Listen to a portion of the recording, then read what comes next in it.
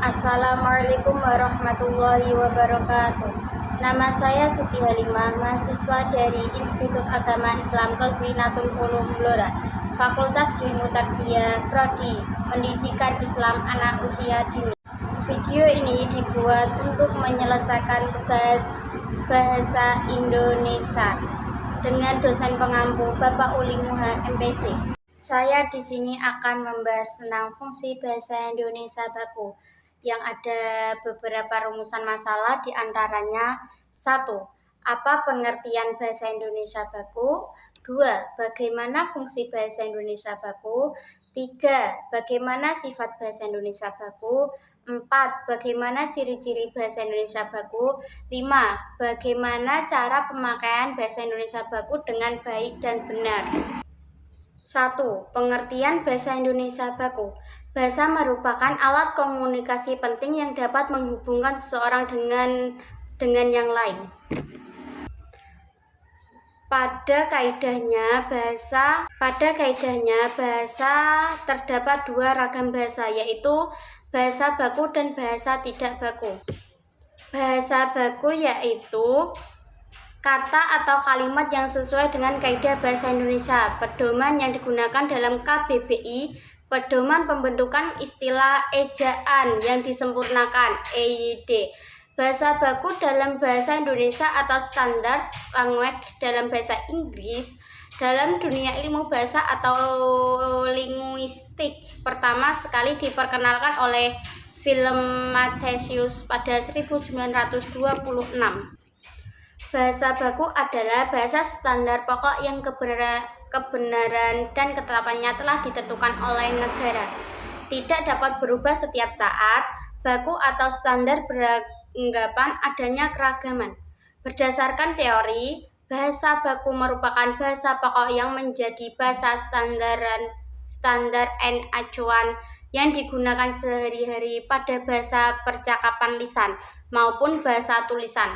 Tetapi pada penggunaannya, bahasa baku lebih sering digunakan pada sistem pendidikan negara, pada urusan resmi pekerjaan, dan juga pada semua konteks resmi. Sementara itu, di dalam kehidupan sehari-hari lebih banyak orang yang menggunakan bahasa tidak baku dan sesuka hati. Kata baku digunakan dalam konteks ragam baku, baik lisan maupun tulisan.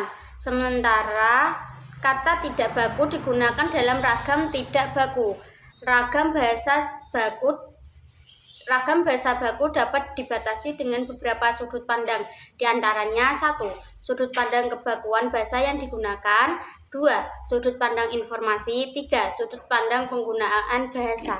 Menurut Moeliono dalam Keart 2011, lafal baku bahasa Indonesia adalah lafal yang tidak menampakkan lagi ciri-ciri bahasa daerah atau bahasa asing seperti contoh berikut. Bahasa yang tidak baku, rapet. Bahasa yang baku, rapet. Bahasa tidak baku, cuman. Bahasa yang baku, cuma. Bahasa yang tidak baku, duduk pakai koma di atas. Bahasa yang baku, duduk pakai K. Bahasa yang tidak baku, gubuk pakai G. Bahasa yang baku, gubuk pakai K. Lalu, baku dari sudut pandang ejaan berarti semua kata yang tidak ditulis menurut kaidah yang diatur dalam EYD adalah kata yang tidak baku, sementara yang tertulis sesuai dengan aturan EYD adalah kata yang baku. Secara gramatikal, kata-kata baku ini harus dibentuk menurut kaidah-kaidah gramatika. Perhatikan kata-kata ngontrak, sekolah, tinjau, kedudukan, dan bikin bersih pada kalimat-kalimat berikut. A. Beliau ngontrak rumah di Cilandak. Seorang ibu sedang urus KJP anaknya. C. Rumah ini akan dikontrakkan. D. Tolong bikin rapi kelas ini. Bentuk baku kata ngontrak pada kalimat 1 adalah mengontrak.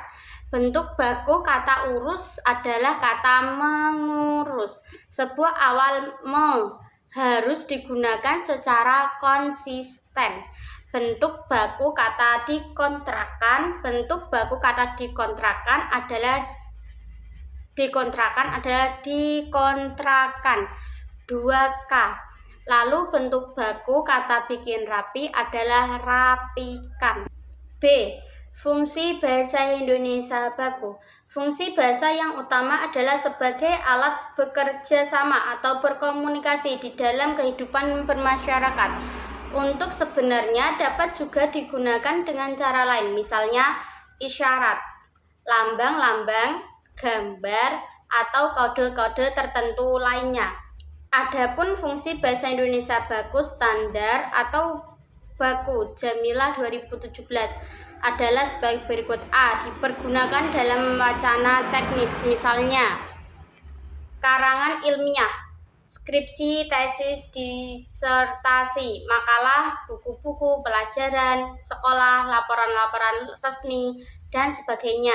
B. Sebagai alat komunikasi resmi, yakni dalam surat menyurat resmi, pengumuman-pengumuman yang dikeluarkan oleh instansi resmi, undang-undang, surat-surat keputusan, dan sebagainya. C. Digunakan dalam pembicaraan dengan orang-orang yang dihormati, termasuk diantaranya adalah pembicara dengan orang-orang yang belum akrab atau belum kenal. D. Digunakan dalam pembicaraan di depan umum, misalnya khutbah, ceramah, perkuliahan, pidato, seminar, rapat resmi kenegaraan. C. Sifat bahasa baku. Dalam menggunakan bahasa baku, 3 sifat utama yaitu A. Kemantapan yang dinamis. Kemantapan yang dinamis ini diwujudkan melalui kaidah dan aturan kebahasaan yang bersifat tetap. B. Cendekia. Kecendekiaan bahasa terwujud melalui penyusunan kalimat paragraf dan kesatuan bangsa yang lebih besar yang menunjukkan penalaran dan pemikiran yang logis, teratur, dan masuk akal. C. Penyeragaman kaidah. Ada kaidah-kaidah bahasa yang bersifat tetap, berlaku resmi untuk kepentingan resmi dan dipahami secara sama oleh seluruh penggunaan bahasa baku. D. Ciri-ciri bahasa baku. Secara umum, ciri-ciri bahasa baku antara lain: 1. Tidak dipengaruhi bahasa daerah. Contoh, baku saya, tidak baku gue. Baku ayah, tidak baku bokap. 2. Tidak dipengaruhi bahasa asing. Contoh, baku banyak guru, tidak baku banyak guru-guru. Baku itu benar, tidak baku itu adalah benar. 3. Bukan merupakan ragam bahasa percakapan. Contoh, baku bagaimana, tidak baku gimana. Baku begitu, tidak baku gitu. Bukan secara eksplisit. Contoh, baku anak, tidak baku itu anak itu menangis. Baku dia mendengarkan radio, tidak baku ia dengarkan radio. Baku ia bermain bola di lapangan, tidak baku kami main bola di lapangan. E. Cara pemakaian bahasa Indonesia baku dengan baik dan benar.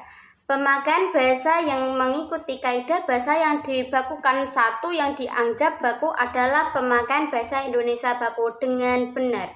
Dengan demikian, bahasa Indonesia baku dengan benar adalah pemakaian bahasa yang mengikuti kaidah bahasa atau gramatika bahasa baku. Sebaliknya, pemakaian bahasa Indonesia non-baku dengan benar adalah pemakaian bahasa yang tidak mengikuti kaidah bahasa atau gramatikal bahasa baku, melainkan kaidah gramatikal bahasa non-baku.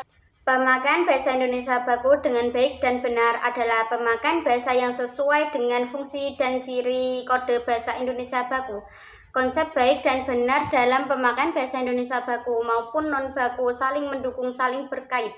Konsep yang benar adalah pemakaian bahasa yang baik harus juga merupakan pemakaian bahasa yang benar. Bahasa yang benar berkaitan dengan aspek kaidah yakni peraturan bahasa. Ada 4 hal yang harus diperhatikan, yaitu tanda bahasa, pilihan kata, tanda baca, dan ejaan. Pengetahuan atas tata bahasa dan pilihan kata harus dimiliki dalam penggunaan bahasa lisan dan tulisan. Pengetahuan atas tanda baca dan ejaan harus dimiliki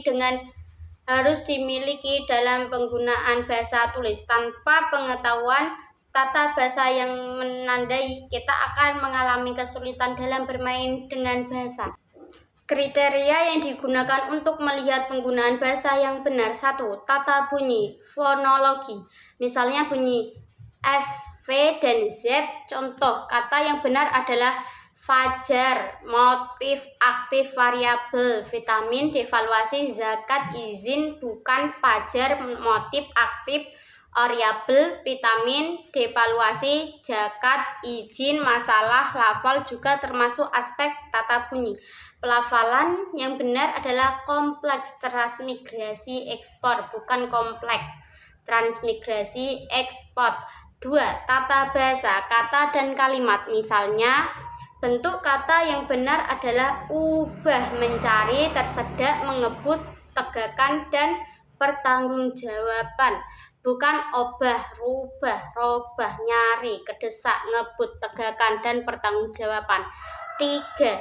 Aspek kosakata termasuk istilah. Kata-kata seperti bilang kasih, entar, dia, entar, dan udah lebih baik diganti dengan berkata atau mengatakan memberi sebentar,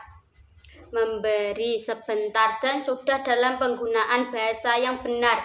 Dalam penggunaan bahasa yang benar dalam peristilahan istilah dalam infeksi bandar udara, keluaran output dipilih sebagai istilah yang benar daripada istilah pengaruh pelabuhan udara hasil Alawi 2000. Dari segi ejaan, penulisan yang benar adalah analisis sistem, objek, jadwal, kualitas, dan hierarki. 5. Dari segi maknanya, penggunaan bahasa yang benar berkaitan dengan ketetapan penggunaan kata yang sesuai dengan tuntunan makna. Misalnya dalam bahasa ilmu tidak tepat. Dalam bahasa ilmu tidak tepat jika digunakan kata yang sifatnya konotatif, kiasan. Kesimpulan dari fungsi bahasa Indonesia dan rumusan masalah di atas adalah bahasa merupakan alat komunikasi yang penting dalam kehidupan. Dengan bahasa manusia dapat menyampaikan isi pikirannya kepada orang lain. Bahasa baku merupakan bahasa standar atau pokok yang digunakan oleh masyarakat pada suatu negara. Fungsi bahasa yang utama adalah sebagai alat bekerja sama atau berkomunikasi di dalam kehidupan bermasyarakat. Untuk sebenarnya dapat juga digunakan dengan cara lain, misalnya isyarat, lambang-lambang, gambar, atau kode-kode tertentu lainnya. Bahasa baku memiliki ciri-ciri yaitu tidak dipengaruhi bahasa daerah, tidak dipengaruhi bahasa asing, bukan merupakan ragam bahasa percakapan. Dalam penggunaan bahasa baku tiga sifat utama yaitu pemantapan yang dinamis, cendekia, dan penyelenggaraan kaidah. Pemakaian bahasa Indonesia baku dengan baik dan benar adalah pemakaian bahasa yang sesuai dengan fungsi dan ciri kode bahasa Indonesia baku. Konsep baik dan benar dalam pemakaian bahasa Indonesia baik baku saling mendukung, saling berkait. Konsep yang benar adalah pemakaian bahasa yang baik harus juga merupakan pemakaian bahasa yang benar. Penggunaan bahasa yang baik menekankan aspek komunikatif bahasa. Kita harus memperhatikan pada siapa kita akan menyampaikan bahasa kita. Oleh karena itu, unsur umur, pendidikan, agama, status sosial, dan sudut pandang halayak sasaran kita tidak boleh diabaikan. Bahasa yang benar berkaitan dengan aspek kaidah, yakni peraturan bahasa. Ada 4 hal yang harus diperhatikan, yaitu tata bahasa, pilihan kata, tanda baca, dan ejaan. Kami menyadari bahwa dalam penulisan makalah ini masih banyak terdapat kekurangan dan masih jauh dari kesempurnaan. Oleh karena itu, kami mengharapkan sumbangsi pikiran dan para pembaca demi penyempurnaan makalah ini. Sekian dari saya. Apabila ada kekurangan, mohon maaf yang sebesar-besarnya. Wassalamualaikum warahmatullahi wabarakatuh.